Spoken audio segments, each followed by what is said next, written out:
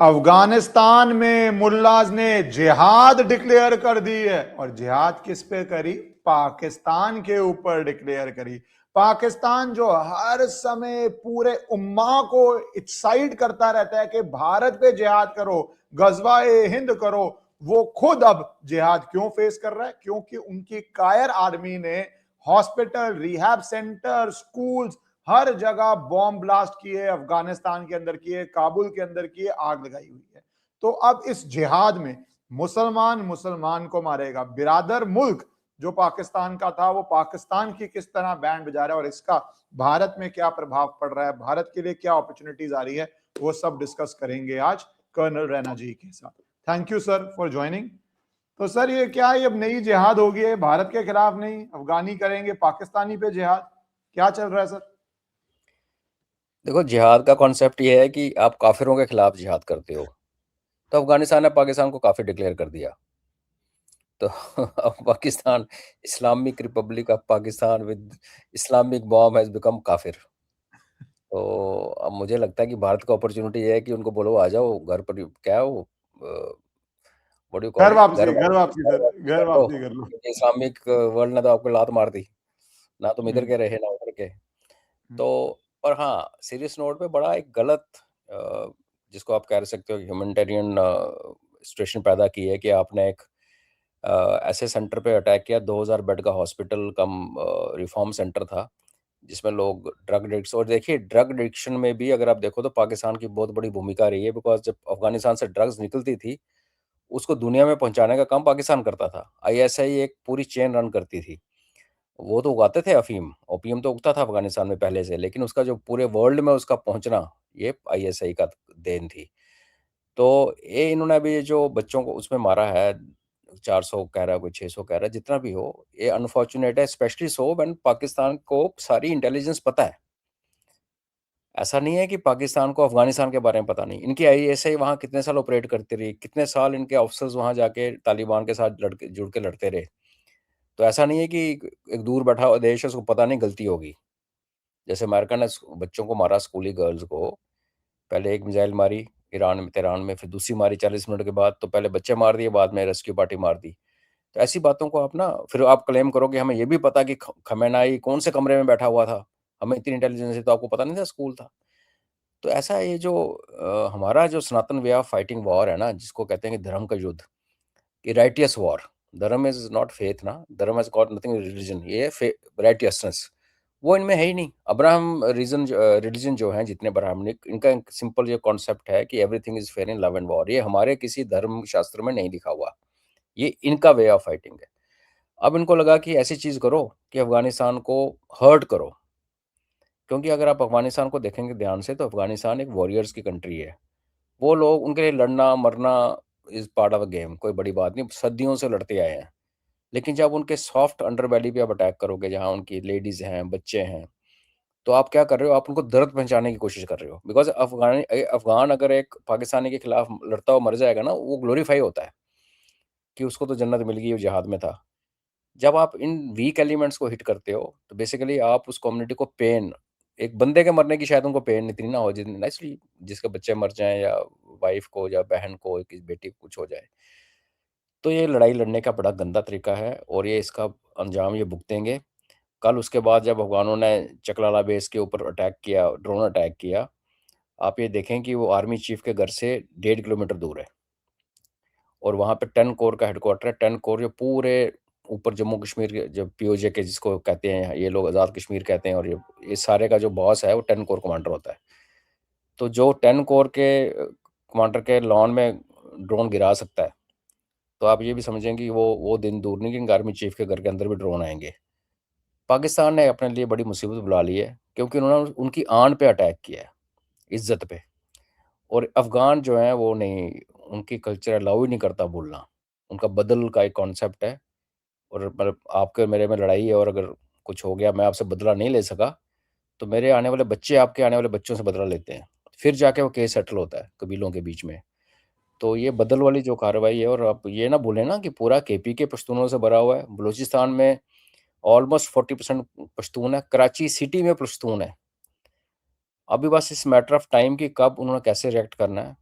Basically जिस दिन पंजाब के अंदर, पाकिस्तानी पंजाब के अंदर जब आपको ब्लास्ट होते हुए नज़र आएँगे, तो उस दिन इस जो इसको क्योंकि कंट्री का नाम होता है, आइडिया है, इसकी जड़ें हिल हम्म, जाएँगी। जी। क्योंकि सर इसमें दो पहलू हैं। एक पहलू तो जो जिहाद डिक्लेयर किया, क्योंकि Afghanistan not as a army but as a society लड़ता है, चाहे वो लड़ा हो अमेरिका के साथ, चाहे वो अब अगर जिहाद डिक्लेयर करेगा तो लड़ेगा। क्योंकि मैं देखा था वहां पे उनके जो एक दो फेमस क्रिकेटर्स हैं जो अफगानिस्तान से निकले हैं, वो ऑन कैमरा रो रहे थे और कह रहे थे हमारे बच्चों के साथ बहुत गलत हुआ। वहां पे ये जो जिहाद डिक्लेयर करने के लिए मौलाना आ गए हैं, वहां पे तालिबान जो सत्ता में है, तो वो फिर एक गुरीला वॉरफेयर लड़ते लड़ते, कबीला वॉरफेयर लड़ते लड़ते, उनके अंदर ये डिवाइड नहीं है कि आर्मी विद आर्मी लड़ रही है, फिर तो समाज लड़ रहा है। और जब समाज लड़ रहा है, उनका समाज तो पूरी बेल्ट में फैला हुआ है, ड्यूरेंट लाइन तो मानता ही नहीं है। अगर वो उन बच्चों से आइडेंटिफाई कर रहे हैं ड्यूरेंट लाइन जो पाकिस्तान के कब्जे वाला एरिया है, तो पाकिस्तान ने अपने लिए एक full scale internal guerrilla warfare Balochistan के बाद यहां पे अंदर से मैं बात कर रहा हूं क्रिएट कर ली है। Is this the right way of analysing this thing? जी, बिल्कुल। देखिए, अफ़गानों का या पश्तूनों का ऑलरेडी पंगा चल रहा है टीटीपी के रूप, टीटीपी इज़ ऑल पश्तून्स। फ़र्क ये था कि टीटीपी ने, आपको याद होगा, आज से ऑलमोस्ट 10 साल पहले पेशावर में एक आर्मी स्कूल, पब्लिक स्कूल पे अटैक किया था, बच्चों को मारा था, फौजियों के बच्चों को। तो तब बड़ी थू-थू, है मची। उसके बाद टीटीपी ने एक डिसीजन लिया कि, और बीएलए हमेशा यही करता है कि इन्होंने सिविल टारगेट्स को हिट करना बंद कर दिया कि पाकिस्तान आर्मी को मारेंगे, पाकिस्तान की फ्रंटियर कंस्ट्रक्टरी को मारेंगे, उनके रेंजेस को मारेंगे। उसमें क्या हुआ कि सिविल जो कोलैटरल डैमेज होती है वो बड़ी कम होगी, और टीटीपी ने इसको अपना एक प्रिंसिपल या मेथड ऑफ वॉर फाइटिंग बना बना लिया कि हम सिविल टारगेट को हिट नहीं करेंगे। अब ये जो हुआ है, बच्चों को मारा, और ये दूसरी बार हो गया 15 दिन में। अभी जो आपका अप्रिसिएशन है उसमें सिर्फ मैं ये जोड़ूंगा, अब ये लड़ाई जो है, टीटीपी तो ऑलरेडी लड़ रही थी, अब ये सिविल टारगेट के हिट करना शुरू करेंगे। अभी आपको इनकी मार्केट्स में अगर बॉम्ब फटते हुए आएंगे, जिसमें सिविलियन लोग, पाकिस्तानी सिविलियन मारे जाएंगे, पंजाबी मारे जाएंगे, तो उसमें आपको आश्चर्य नहीं होना चाहिए। और ऐसे वाली जो सुसाइडल बॉम्बिंग है ना, उसको दुनिया की बड़ी से बड़ी पावर भी नहीं रोक पाती, बिकॉज आप 10 रोकोगे, एक निकल जाएगा बीच में से, 10 में से 9 रोक लिए, एक निकल गया तो वो तबाही मचा देता है। क्योंकि जिसको अपनी जान की परवाह नहीं है ना, उसको दुनिया को कोई हथियार डरा ही नहीं सकता। तो ये आपकी एप्रिसिएशन बिल्कुल ठीक है। मैं सिर्फ ये हाईलाइट कर रहा हूँ कि शिफ्ट होगी, टीटीपी अभी मिलिट्री टारगेट से शिफ्ट करेगा सिविल टारगेट्स पे। क्योंकि जी। इसके अंदर देखिए, जब पाकिस्तान भारत पे हमले करता है तो वो एक प्लॉजिबल डिनाइबिलिटी रखता है, एटलीस्ट इंटरनेशनली। पता है हमें वहां से आ रहे हैं, पर चाहे वो 26/11 करे, चाहे पार्लियामेंट अटैक करे, अभी धुरंधर में जिस तरह आपको अटैक वो पूरा दिखाया गया था, बहुत अच्छी मूवी, दोबारा भी रिलीज हो ही गई है शायद पार्ट 2। तो वो पाकिस्तान के किस तरह वो छुपाने के लिए, एटलीस्ट वो मूवी भी जो दिखा रही है वो यही कोशिश कर दिखाने की कि वो डिनाइबिलिटी रखते हैं कि वेपन्स यहाँ से आए हैं, एंट्री यहां से हो, हमारा डायरेक्ट हाथ दिखे ना। पर अफगानिस्तान में इन्होंने डायरेक्ट हाथ दिखाया। अब उनकी क्लिप्स चल रही हैं, मिलिट्री ऑफिसर्स भी कह रहे हैं हमारा एक सैनिक नहीं मरना चाहिए, हजारों अफगानिस्तानी मर जाएं। तो वो उस तरह का रिटोरिक क्यों यहाँ पे ये ओपनली जाके कर रहे हैं? They also know what they are doing, they are not even trying to deny it, they are not even trying to pretend, सीधा एयरप्लेन से डाल रहे हैं। तो सर पाकिस्तानी माइंड में क्या स्ट्रैटेजी है, पाकिस्तानी मिलिट्री में क्या स्ट्रैटेजी चल रही है जो ऐसा खुल के कर रहे हैं? ये इनकी हिस्टोरिकल सोच है। अगर आप हिस्टोरिकल, जितनी इनकी 47 के बाद जो छोटी-मोटी हिस्ट्री है, उसमें आप देखेंगे कि जब भी पाकिस्तान के अंदर हालात खराब हुए, इन्होंने हमेशा हमारे साथ पंगा लिया। इसको इसलिए ओपनली कर रहे हैं बिकॉज़ ये अपने देश का ध्यान बटाना चाहते थे कि हमने अफ़गानिस्तान के ऊपर अटैक किया, बिकॉज़ अफ़गान जो है वो हमें तंग कर रहे हैं। टीटीपी तंग कर रही है, और टीटीपी का जो अमीर है वो तालिबान अफ़गानिस्तान का भी अमीर है, तो इनका इंस्पिरेशन है। तो इसलिए इन्होंने पब्लिकली ये किया। एक तो आप जहाज़ की जब स्ट्राइक करते हो, आप छुपा नहीं सकते। आप बॉम्ब ब्लास्ट करना या सुसाइड करना वो अलग बात है, लेकिन आप एक फाइटर भेजोगे तो वो छुप नहीं सकता। आपको पता ही है, आपके तो रडार पे नज़र आया था इंटरनेट पे। अब इन्होंने इस इंटरनल प्रॉब्लम को एक्सटर्नलाइज़ करना था। इंटरनल प्रॉब्लम्स क्या है इनकी कि इकॉनमी तो डाउन थी, लेकिन वही बात है ना, जैसे हमारे यहाँ लोग कहते हैं कि जीडीपी 7 हो 8 हो, मेरे को क्या फ़र्क पड़ता है, मेरे पेट में रोटी है कि नहीं। तो इसी तरीके से इकॉनमी तो वीक इनकी काफ़ी सालों से चल रही है, लेकिन अभी तेल आना बंद हो गया ईरान से। 3 जहाज़ भारत ने पकड़े थे, वो इनको लेके जा रहे थे तेल, शैडो फ्लीट थी। जो उनका स्मगल होके तेल आता था पाइपलाइन से, इलीगल पाइपलाइन बिछा रखी थी अक्रॉस द बॉर्डर ईरान के साथ, वो बंद हो गया, बिकॉज़ वहाँ पे भी अमेरिकन्स घूम रहे हैं, बलूचिस्तान में। ऊपर से यहाँ से जो पानी जाता है, जिससे बिजली पैदा करते हैं, ये वाला पानी अब हमने ऑलमोस्ट अपनी मर्ज़ी से खोलते हैं, अपनी मर्ज़ी से बंद कर देते हैं, मतलब आप उसको रिलायबल नहीं मान सकते। तो इनका जो एनर्जी का इश्यू है, घरों के अंदर, जिसमें पंजाबियों को तकलीफ हो रही है कि आपको गाड़ी चलाने के लिए गाड़ी फ्यूल नहीं मिल रहा, आपको अभी आने वाली गर्मियों में एसी लगाने के लिए बिजली नहीं मिलेगी क्योंकि बिजली की प्रोडक्शन कम हो जाएगी।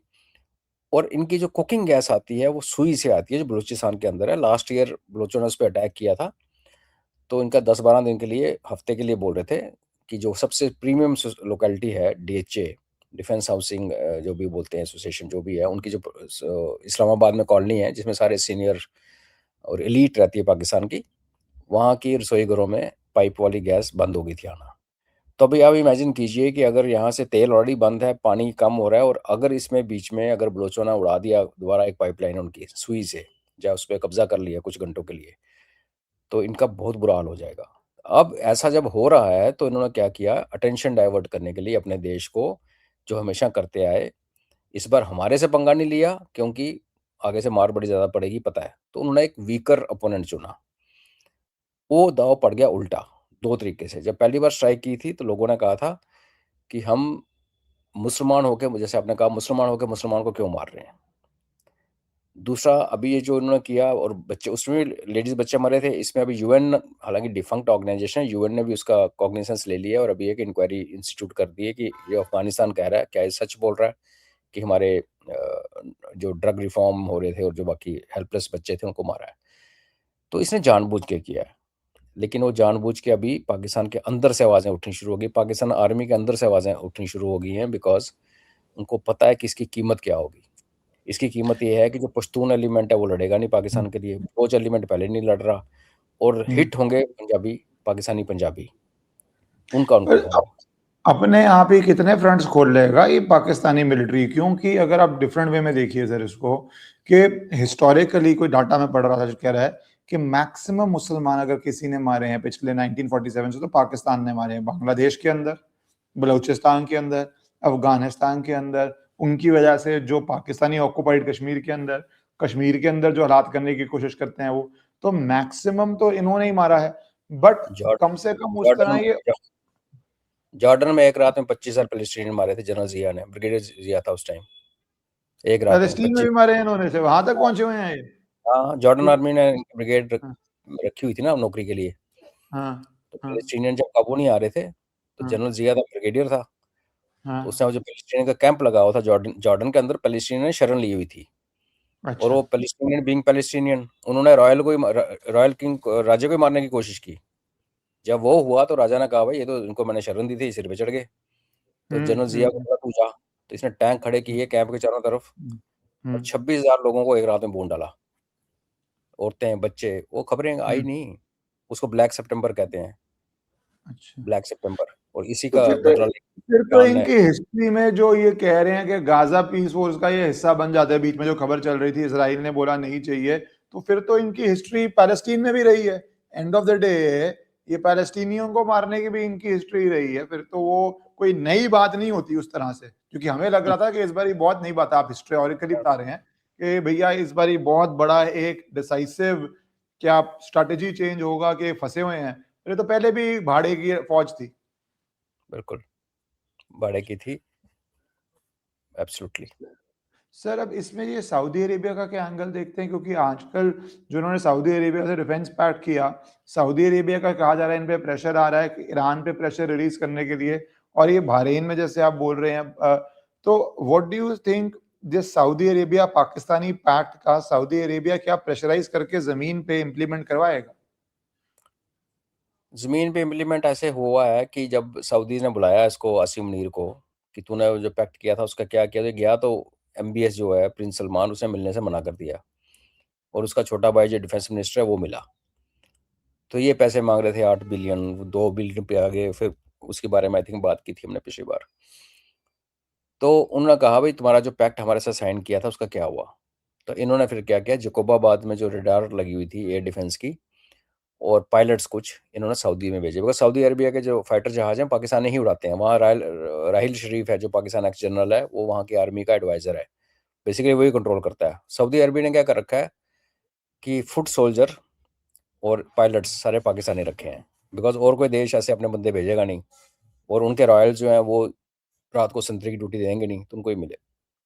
तो अब इन्हें भेज तो दिए, तो टेक्निकली ये ईरान के साथ ईरान के खिलाफ लड़ाई में शामिल हो गया है। सेम टाइम खबर ये भी आ रही है कि डबल गेम जो एक्सपर्ट है ना, यूएस से और चाइना से शुरू से खेलता रहा है। खबर ये भी आ रही है, अनकन्फर्म्ड है, कि चाइना के कुछ हथियार, हालांकि वीडियो जो दिखा रहा है वो गलत है, चाइना अपने कुछ हथियार ईरान भेज रहा है वाया पाकिस्तान बाई रोड। अच्छा। तो इसका मतलब डबल गेम खेल रहा है।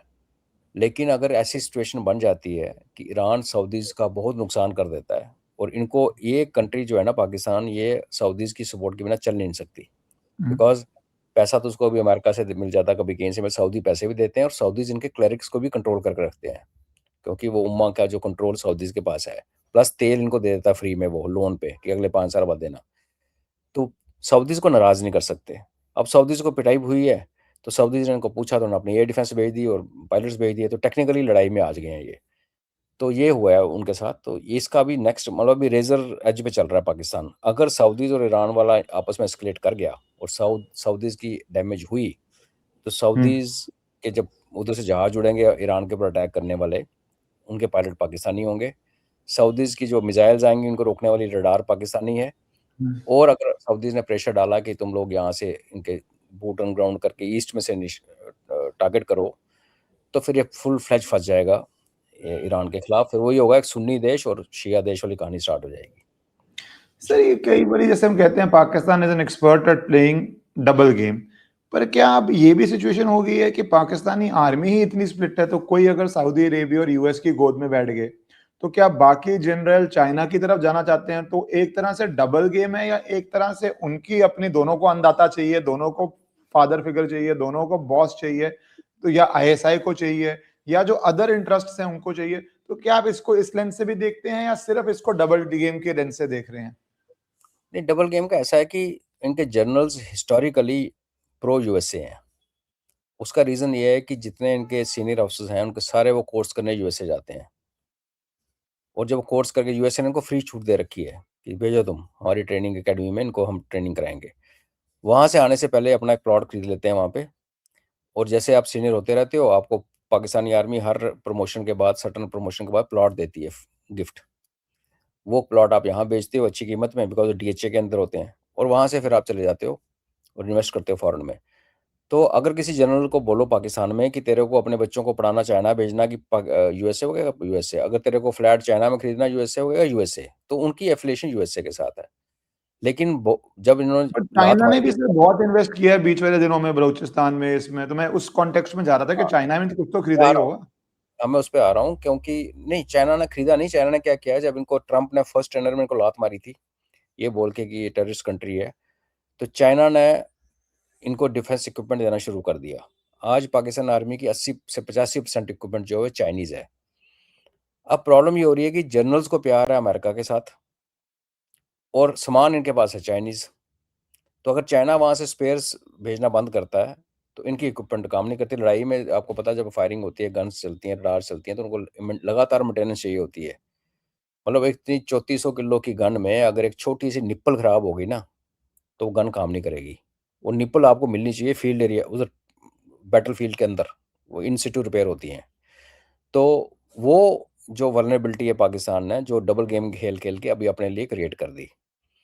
क्योंकि अब देखें, जो इमरान खान है जिस दिन यूएसए के खिलाफ बात की थी और एक पर्चा लहराया था कि देखो जी ये मेरे खिलाफ रिपोर्ट है, उसके कुछ दिनों बाद इमरान खान का तख्ता पलट गया था। तो यूएसए जो है वो पाकिस्तान आर्मी को बहुत इन्फ्लुएंस रखती है, बस पैसे वो देता है, चाइना पैसे नहीं देता। चाइना आपको हथियार दे रहा है, आपको सी पैक बना के दे रहा है, और लॉलीपॉप देता रहता है। चाइना पैसा नहीं देता, वो लोन देता है। यूएसए तो पेटियां भर भर के कैश देता था इनको, डॉलर्स का। हम्म, तो वो हम्म, जब हम बाहर से बैठ के हमें लगता था डबल गेम खेल रहा है, बड़ा बैलेंस कर रहा है, हम्म, एक्चुअली उसकी कहानी ये भी है कि यूएसए उसको अलाउ करता था कि ठीक है यार, तू अच्छा। मेरा फेथफुल रहा, उसको भी कर। लेकिन ट्रंप के पहले टेन्योर के टाइम पे हाँ, पाकिस्तान को खुद साइड पे लगा दिया गया, और उस साइड पे लगने के बाद, और जब ये इमरान खान उस दिन रशिया में था, जिसने रशिया ने यूक्रेन में इन्वेड किया, तो और इनकी साख खराब हो गई वेस्ट में। तो 4-5 साल या 10 साल ही मान लीजिए, अभी आप 7-8 साल का जो टेनर पीछे निकला, ये अमेरिका की गुड बुक्स में नहीं थे। तो उस टाइम ये काफ़ी लीन कर गए चाइना की तरफ।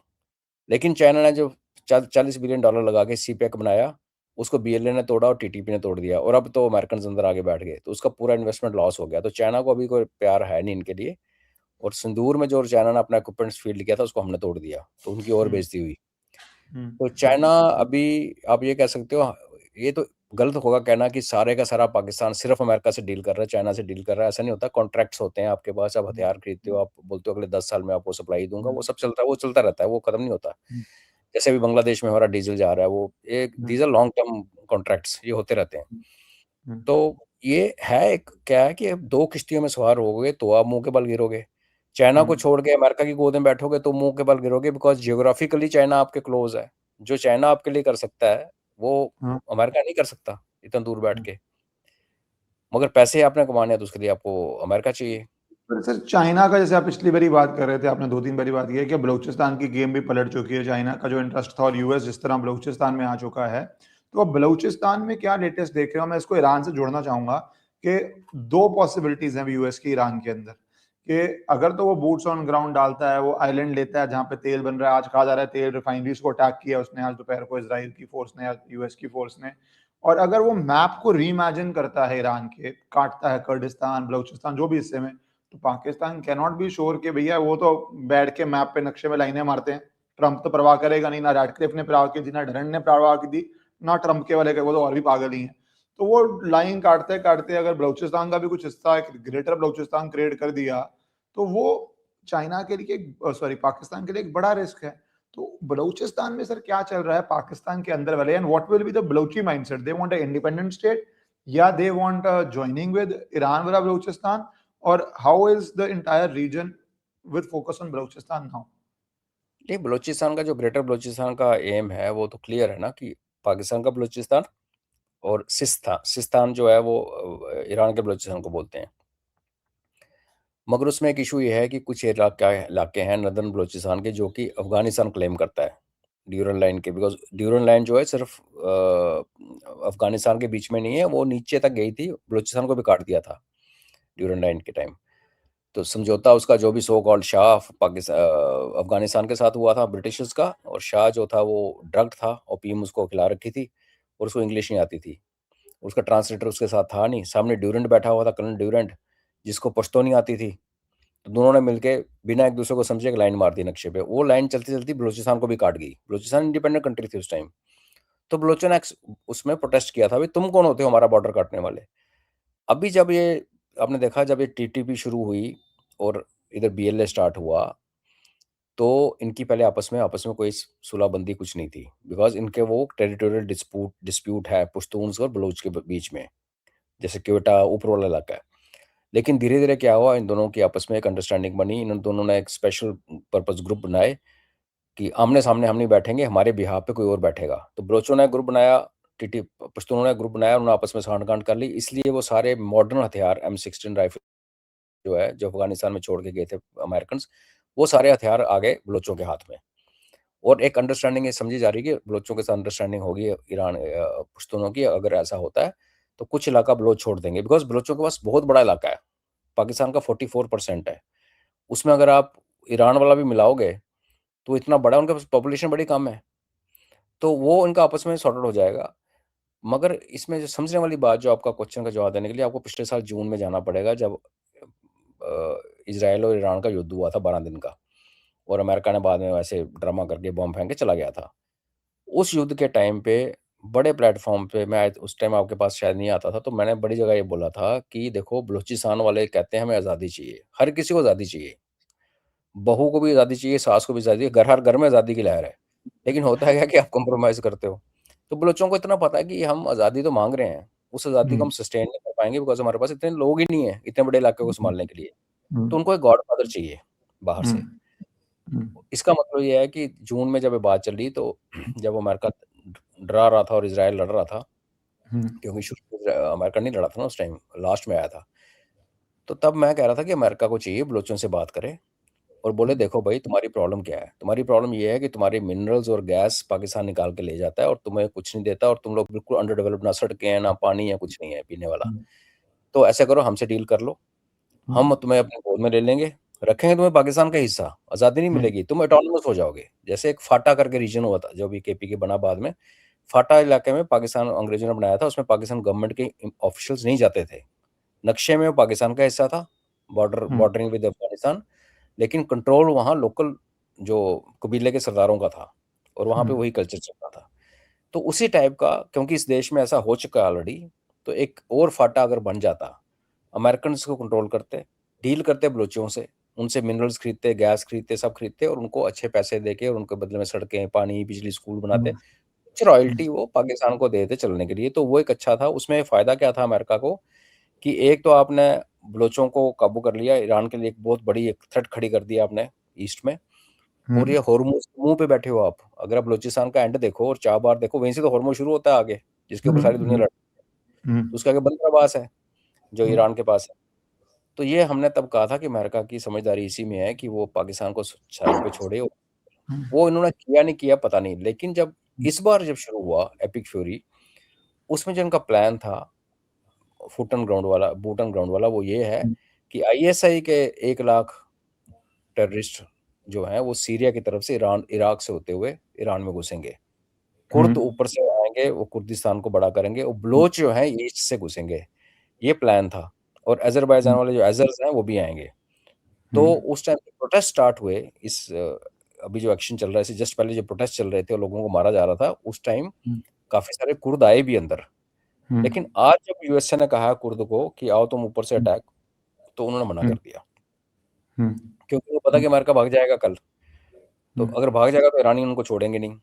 पर सर क्योंकि क्यों मना कर रहे हैं? उनके लिए तो हिस्टोरिक अपॉर्चुनिटी है कि अपना कुर्दिस्तान बना लें, क्योंकि पहले इराक में फंसे रहे, इधर फंसे रहे। उनके लिए भी तो अगर अमेरिका आर्म्स देता है, सपोर्ट करता है, डोंट यू थिंक कि मतलब उनके लिए भी तो एक अपॉर्चुनिटी आ रही है।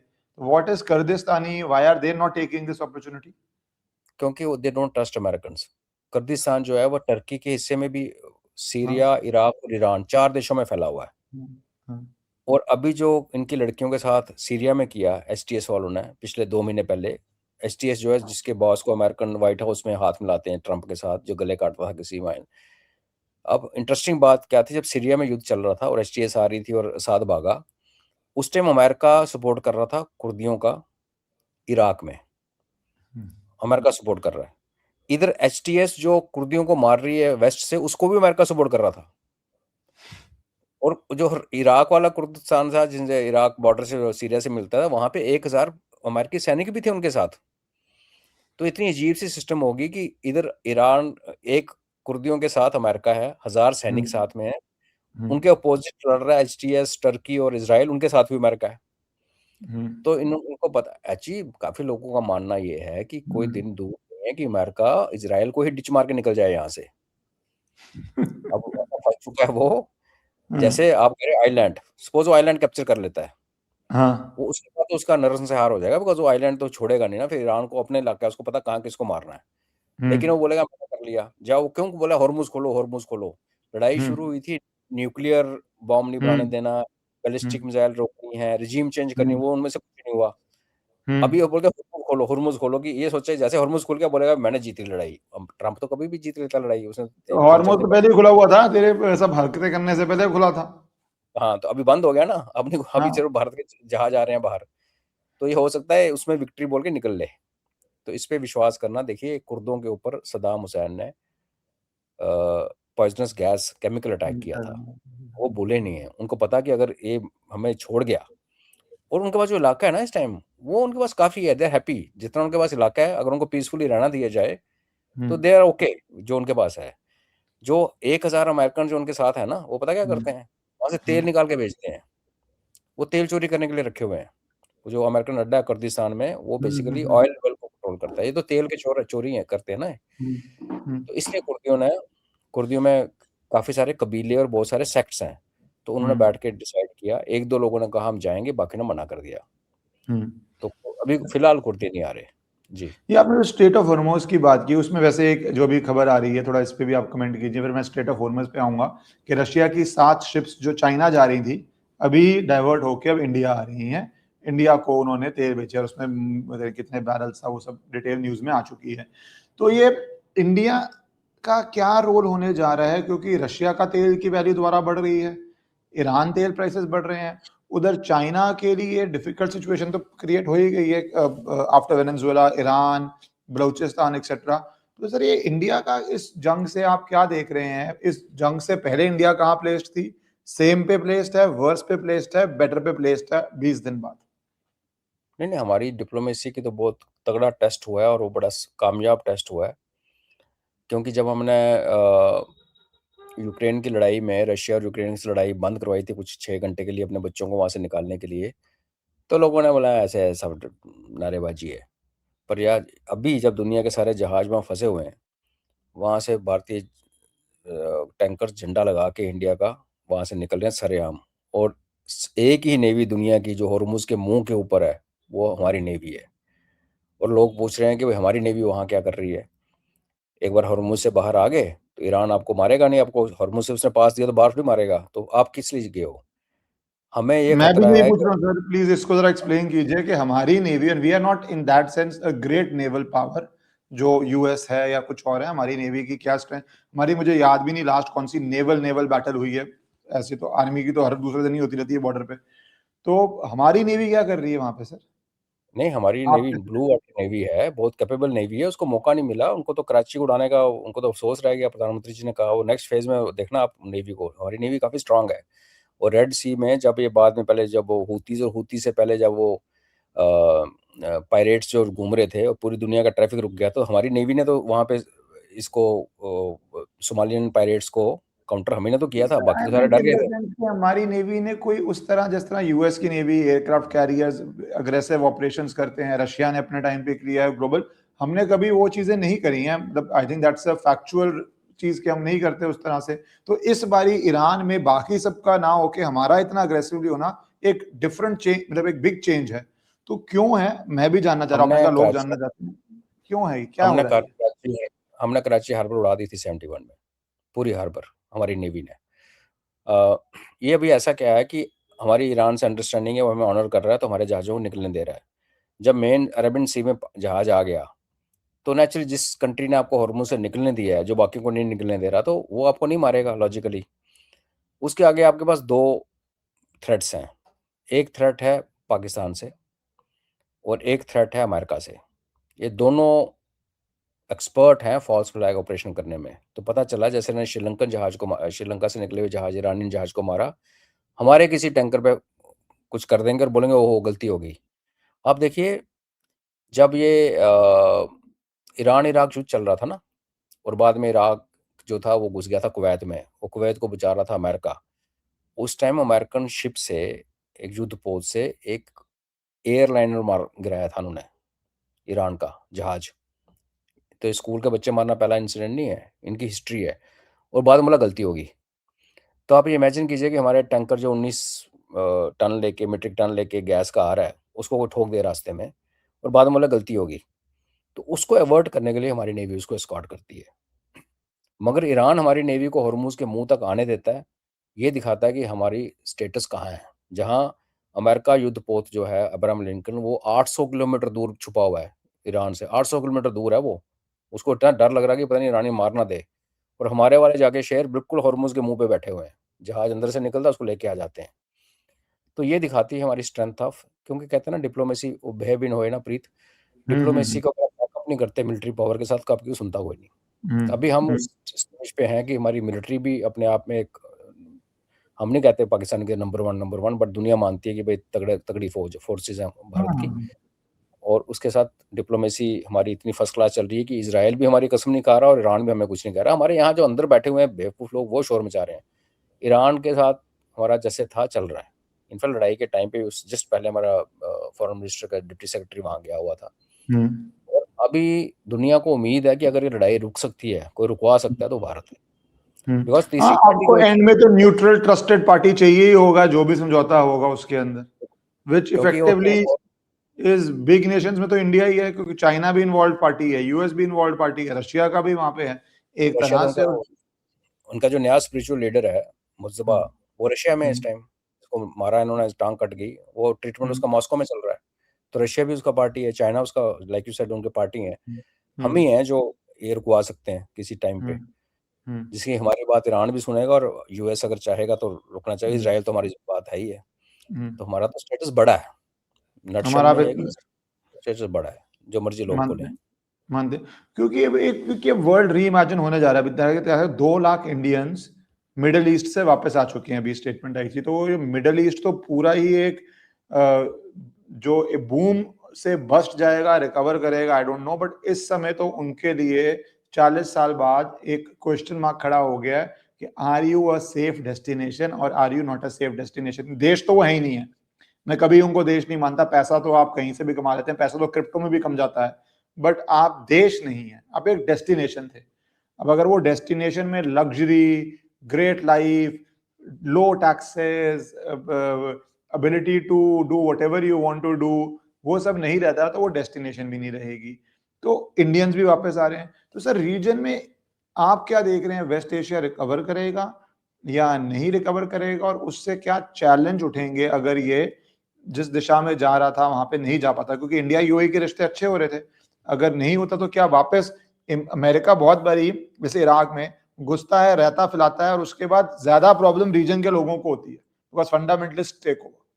How do you see this West Asia things for Indian perspective? यही अगर देखो इस टाइम ईरान में किसका कंट्रोल है? आपने सारे लीडर मार दिए तो बचा कौन? आईआरजीसी। और आईआरजीसी के प्रोविंशियल हेड जो है वो इंडिपेंडेंट अपना काम कर रहे हैं।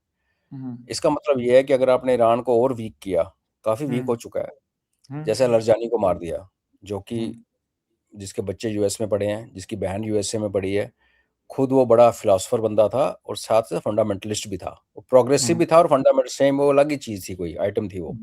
अब उसको भी मार दिया। वो एक लास्ट बंदा लग रहा था कि ठीक है, क्योंकि इनकी जो शोरा है, जो सबसे बड़ी काउंसिल थी, उसका वो सेक्रेटरी था। और अभी जो फॉरेन मिनिस्टर्स पीछे एक 2-4 दिन आपने सुना होगा कि अमेरिका कह रहा था कि हम डेवलप करेंगे, फ्रांस ने, ईरान ने बोला हमने नहीं करना। तो वो जो फॉरेन मिनिस्टर बयान दे रहा था उसकी क्लियरेंस लरजानी दे रहा था, तो उसको भी आपने चेप किया। तो अभी अगर आप ऐसे चलते रहे और हर उस आवाज को मारते रहे जो कि कल टेबल पे बैठ सकती थी, तो क्या होगा कि जो ईरान के अंदर एक सिविल वॉर टाइप कहानी शुरू हो जाएगी, क्योंकि कोई ना कोई वॉरलॉर्ड, कोई ना कोई आईआरजीसी कमांडर बोलेगा मेरा इलाका, मेरे पास तेल के कुएं हैं। आपको पता है ह्यूमन नेचर क्या होती है, टूटते देश में जैसे फंडामेंटलिस्ट तैयार होते हैं। आईएसआईएस बनी थी इराक में, यहाँ भी कुछ भी ना कुछ बन सकता है। दूसरा, अमेरिका के ऊपर भी एक खतरा बहुत बड़ा मंडराएगा, उनके मेनलैंड पे कुछ ना कुछ अटैक होगा, वो मतलब ऑलमोस्ट क्लियर है। और अगर अमेरिका यहाँ से निकल के भागता है इसराइल को छोड़ के, तो फिर ट्रंप की गुड नाइट है, ट्रंप को ठोक दिया जाएगा, जूस ही मारेंगे। जो चार्ली किर्क को मारा था उन्होंने, इसको भी मार देना। लेकिन ओवरऑल क्या है कि अगर ईरान में सुलगता रहा, सिविल वॉर टाइप सिचुएशन हो गई, या ईरान वीक होता रहे, अमेरिका यहाँ से निकल जाता है, तो भी वेस्ट एशिया जो है वो स्टेबल नहीं हो पाएगा। वेस्ट एशिया की स्टेबिलिटी का एक बहुत बड़ा रीजन था अमेरिकन प्रेजेंस, जिसने विश्वास का तोड़ दिया। क्या है ना, वो 6 जो ऑयल प्रोड्यूसिंग कंट्रीज हैं गल्फ की, ईरान तो गल्फ में नहीं, ईरान जो है अरब में आता, 6 जो अरब की कंट्रीज हैं ऑयल प्रोड्यूसिंग, उनका जीसीसी काउंसिल बना हुआ था और सब में अमेरिकन प्रेजेंस थी। ईरान एक पर्शियन कल्चर वाला है और इराक जो है वो आधा अरब है आधा ईरानी है, वो लोग मिक्स है बीच में। तो यहाँ पे जो ईरान के वो छोड़ के बाकी जगह अमेरिकन थे, तो उन्होंने किसी ना किसी तरीके से उनको आपस में अब्राहमिक अकॉर्ड कर करा के बचाया हुआ था। और ईरान की दोस्त के कारण अमेरिका से लोग डरते थे कि ईरान अगर आएगा तो अमेरिका में बचाने आएगा। अब हुआ क्या, जब ईरान आया तो अमेरिकन को बचा नहीं पाया, नुकसान बड़ा हो गया। तो क्या ये लोग आगे वाले दिनों में अमेरिका पे ट्रस्ट करेंगे? जैसे आपने कहा कि सेफ डेस्टिनेशन अभी रही, सेफ तो नहीं रही, ये तो बड़ी क्लियर है। दुबई ने क्या किया था, यूएई ने, मतलब दुबई के अबू धाबी जो भी हैं, उसने मॉडल ये किया था कि तेल खत्म हो रहा है तो हम एक इन्वेस्टमेंट डेस्टिनेशन था, तो जिसको सऊदी नकल मरने के चक्कर में थे, वो तो हो गया इनका काम खत्म। तो एटलीस्ट अगला 5-10 साल तक आप पूरे वेस्ट एशिया को रिकवर करते हुए नहीं देख पाएंगे, क्योंकि जब वहाँ के, अभी दुबई की इनकम क्या थी आज की डेट में, यूएई की मेन सोर्स ऑफ इनकम क्या था? तेल इनका सूख रहा था, 7 में से 2 स्टेट तेल बचा नहीं है, तो तेल बेचते हैं। टूरिज्म बहुत बड़ा इनका एक वो था, और हर मल्टीनेशनल का ऑफिस दुबई के अंदर या अबू धाबी के अंदर था। लोगों का आना, वहाँ से फॉरेन करेंसी का आना, वो सब चल रहा था। एकदम से बंद हो जाएगा, बंद हो ही गया ऑलरेडी। प्लस जो डैमेज हुई है आपके जहाजों, बिल्डिंग्स के ऊपर बड़े बड़े मॉन्यूमेंट उन्होंने तोड़ दिए हैं, तो कौन जाके वहां पे अपने फटे में पैर फंसाएगा? मगर ऐसा है कि सॉरी मगर ऐसा है कि उनको कुछ ना कुछ तो चाहिए ना। देखिए, एक सिंगापुर था, यहाँ पे सिंगापुर एक पहला सिटी था जिसने एक इंटरनेशनलाइज सिटी बनी, इंटरनेशनल हर वहां पे आया। अगर साउथ चाइना सी में या पैसिफिक में कल चाइना या नॉर्थ कोरिया कुछ पंगा करता है, तो सिंगापुर भी क्रिकेट में आ जाएगा, बिकॉज वहाँ अमेरिकन बेस है, और वो बेस रखा हुआ है मलाबार स्ट्रेट को रोकने के लिए। हम्म। तो इस हालात में अगर इधर ये बर्बादी हुई है और उस तरफ सिंगापुर भी लपेटे में आ गया, क्योंकि मुझे क्लियर है कि वर्ल्ड वॉर 3 जो चल रही है ये अभी एक भयानक रूप भी लेगी, बड़ा कुछ इसमें आप होने वाला मान रहे मुझे हो कि 3 चली रही है, आप ये नहीं बोल रहे होने वाली, मतलब it is we are in a stage of world war 3। Already 2020 से जिस दिन कोविड शुरू हुआ था, शुरुआत थी, उसके बाद यूक्रेन के अंदर घुसना रशिया का, वो वही कंटिन्यूएशन है। हमें वो वाली वर्ल्ड वॉर नजर नहीं आ रही जैसे हम किताबों में पढ़ी है। वो वाली जो फेज भी आएगी जब एक दूसरे को मारने मराने पे आ जाएंगे, न्यूक श्यूक चलाना शुरू कर देंगे, उसके बाद जो देश दुनिया बचेगी ना, उसमें जो हमारा ये जो निकोबार का जो हमारा प्रोजेक्ट है, ग्रेटर निकोबार प्रोजेक्ट, जहाँ पे हम एक कोस्टल सिटी बना रहे हैं, जिसमें जहाज आएगा 40 मिनट 45 मिनट के अंदर खाली हो जाएगा, जो सिंगापुर करता है। बैठा हुआ है वो ऐसी लोकेशन पे, दुनिया का सारा ट्रेड वहीं से निकलता है नीचे से। तो आने वाले 10-15 साल में अगर ये 2-3 साल ऐसे टर्म रहे और इसमें लड़ाई लग गई, तो पता चला कि जैसे लोग दुबई की आप ओ दुबई बड़ा अच्छा, सिंगापुर बड़ा अच्छा है, तो पता चला ये 2 देश तो गए और सेंटर नर्व सेंटर बन गया भारत का निकोबार। वो आप सर मैं यंग हैं। एक जी। और चीज मुझे बड़ी इंटरेस्टिंग लगी जो आप बोल रहे हैं ना, जो कई लोग कह रहे हैं कि ये दुबई में होने के बाद सिंगापुर की पॉसिबिलिटीज काफी हैं, कि ये वही यूके यूएस की गेम तो नहीं है कि सारा फाइनेंस वापस लंदन पहुंचे, जो हिस्टोरिकली इतने सालों से लंदन लोकेशन की वजह से एक फाइनेंशियल नर्व सेंटर था। तो मैंने बड़ा इंटरेस्टिंग एक यूएस का पॉडकास्ट देखा जिसमें वो ये केस बिल्ड कर रहा था कि दुबई 30 साल से 1980 से मान लो या 1990 से 20-25 साल से, सिंगापुर आप मान लो 40-50 साल से, पर सिंगापुर पहले तो बेसिकली अमेरिकन वो इंग्लिश स्पीकिंग ही था, ली कुआं वो इन्फ्लुएंस सारा वो अमेरिकन ही और यूके का था। वो बोल रहे हैं अभी ये इतने बड़े हो गए, जैसे यूएस चाइना को रोकने में लगा हुआ है, वैसे ही वापस they want the financial centre to come to London. Different analysis था। आपको अगर मैं इसको, आपको कैसा लगता है, क्या ये बिहाइंड द सीन्स ऑयल तो लाने की गेम है, फिनेंस भी वापस यूरोप में और basically American influence London influence में लाने की गेम भी चल रही है? देखो ऑयल का ऐसा है कि सऊदी अरेबिया जो है वो लगभग 20 million barrel per day produce करता था, सेल करता था।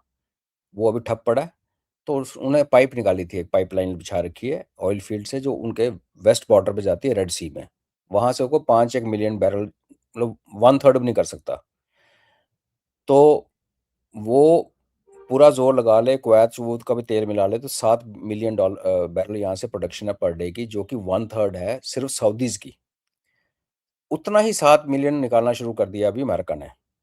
तो कुछ टाइम के लिए अमेरिका भी ऑयल मार्केट को डोमिनेट करेगा और चाइना को स्ट्रैंगुलेट किया जा रहा है एनर्जी, ये फैक्ट है, ये सच है।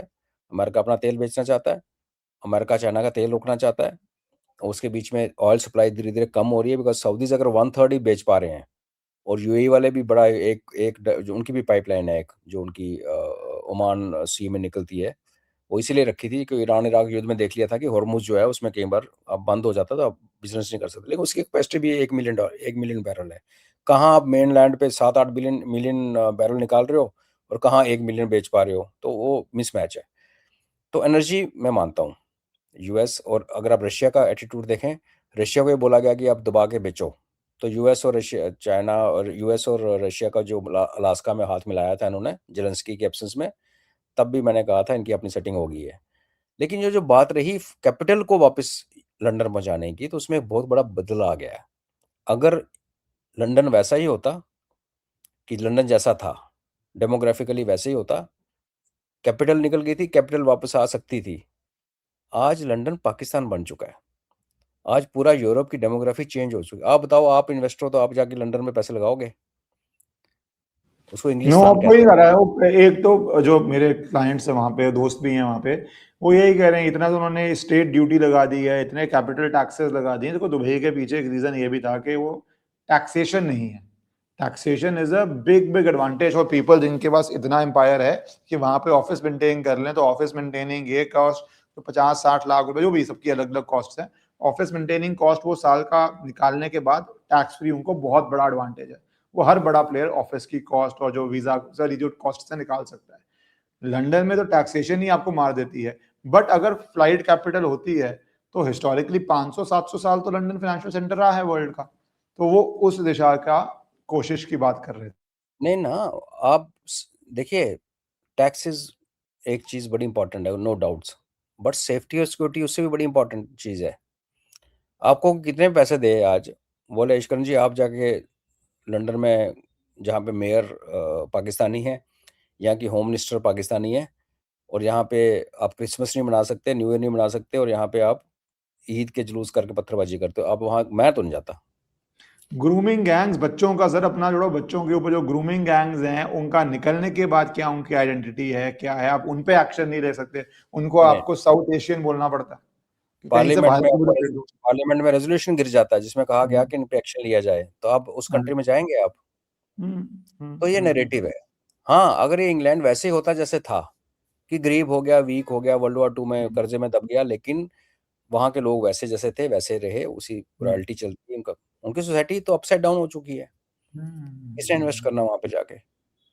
सर ना। मैं लास्ट क्वेश्चन इंडिया पे आना चाहूंगा, क्योंकि आपने बीच में कहा था और मैंने सोचा इसको एंड में लाऊंगा मैं, कि ईरान पे इंडिया की डिप्लोमेसी बहुत सक्सेसफुल है, भारत में लोग शोर मचा रहे हैं। उसकी एक क्लिप बहुत वायरल चल रही है, एक इंटरव्यू की सोशल मीडिया पे, कि एक मोहतरमा कहती हैं ईरान भारत को पानी भी ना दे, मोदी ने हम्म खमेनी साहब को डिसीव किया है। हम्म तो सर ये क्या माइंडसेट है कि मतलब भारत को पानी भी ना, मतलब वो चाहिए नहीं हमें पानी, वो अलग बात है, तो समझ कितनी है तुम्हारी, पाकिस्तान का पानी हमने रोका हुआ है, बांग्लादेश हमसे रोज तेल मांग रहा है, बट वो समझ की बात तो आप कर देना, कमेंट करना समझ पे भी, बट डिजायर की बात कर रहा हूँ कि पानी ना देना इज बेसिकली लोकल भाषा में कि भाई मरने दो, जीने तक के लिए मत छोड़ो, उस दिशा में जा रहा है। तो ये कितना बड़ा आप थ्रेट देख रहे हैं, जो ये रीजन डिस्टेबलाइज होगा, चाहे ईरान हो, चाहे अफगानिस्तान पाकिस्तान हो, चाहे बलूचिस्तान हो, अंत में सारा बर्न तो रो पिट के भारत को ही झेलना पड़ता है जब ये सब कुछ तबाह हो गया। ये सेफ रहे तब भी भारत झेलता है, तबाह हो तब भी भारत झेलता है। अब ये हमारे अंदर का ये सोशल मीडिया के जमाने में कितना बड़ा चैलेंज इंटरनल सिक्योरिटी बन जाएगी इस पूरे, जिस भी तरफ ये एंड होता है ईरान वॉर।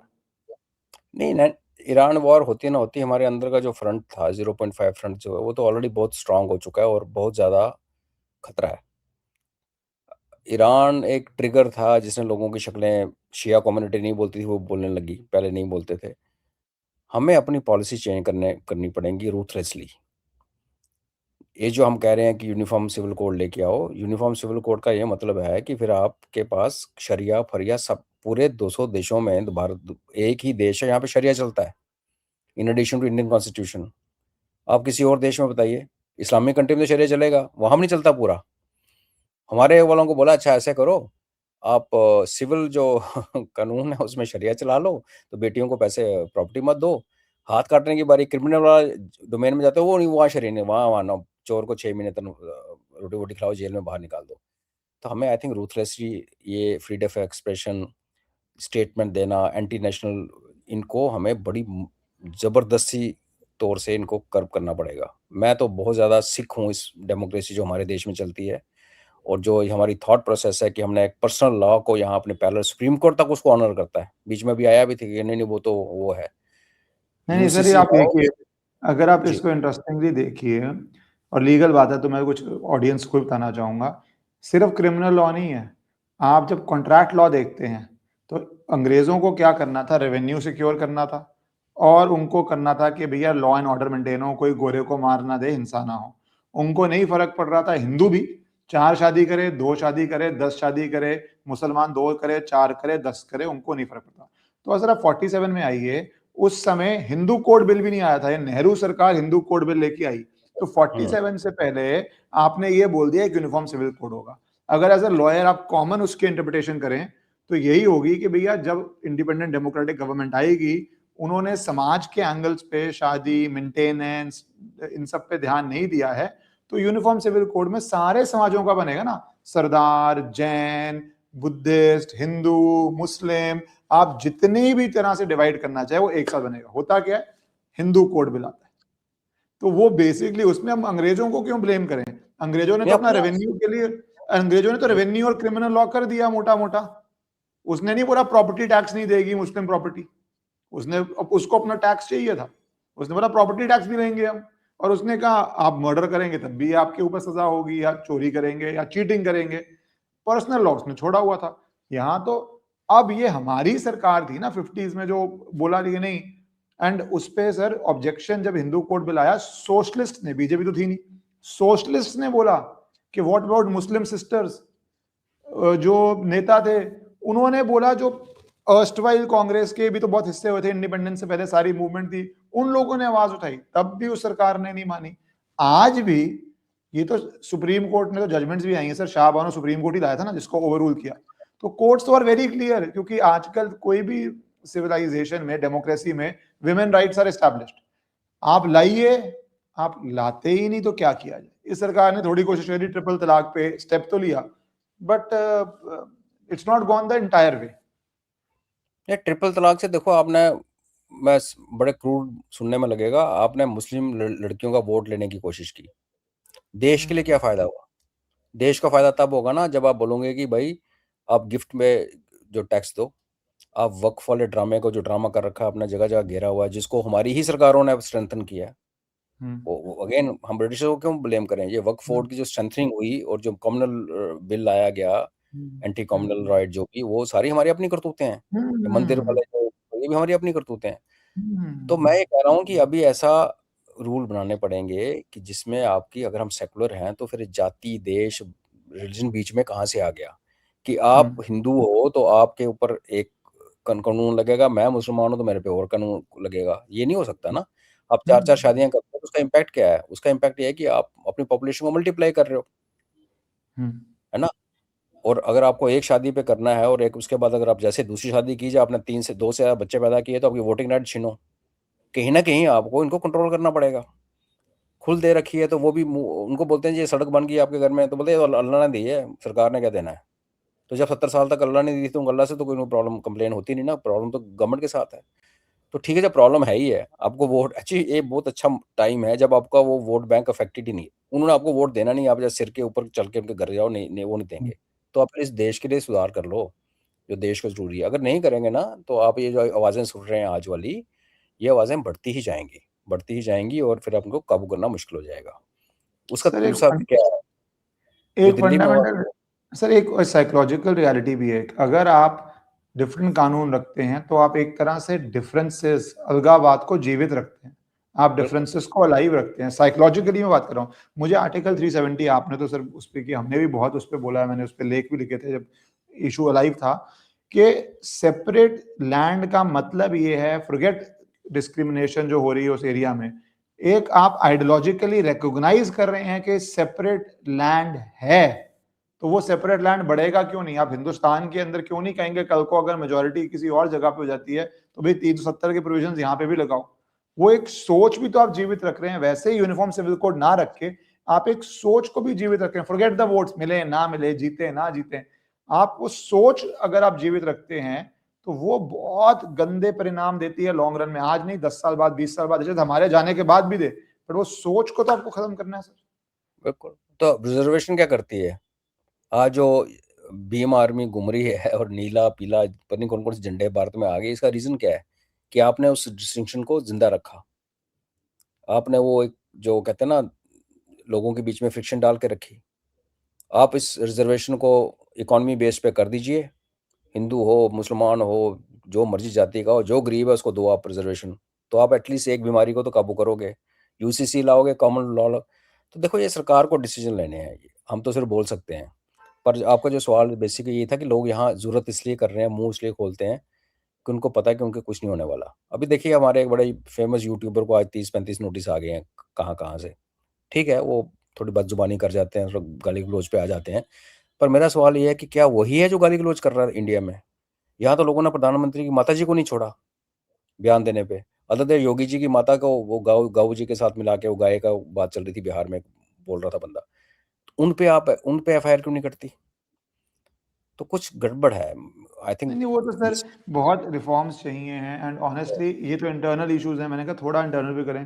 जैसे आपने रिजर्वेशन ही बोला, आप टुवर्ड्स द एंड है, एक दिन बात करेंगे, क्योंकि रिजर्वेशन में भी sir it's a very complex topic जिसको आप डेप्थ में डिस्कस करने की जरूरत है। Some what ever is the right way forward, उसके लिए एक विस्तार से डिस्कस करने की जरूरत है। पर सरकार को, मुझे लगता है, बहुत चीजों पर फैसले लेने का भी समय है कि आप जो भी जी। डिस्कस करते हैं, जिस भी दिशा में जाते हैं, वो फैसले लीजिए और वो डिसीजन लीजिए।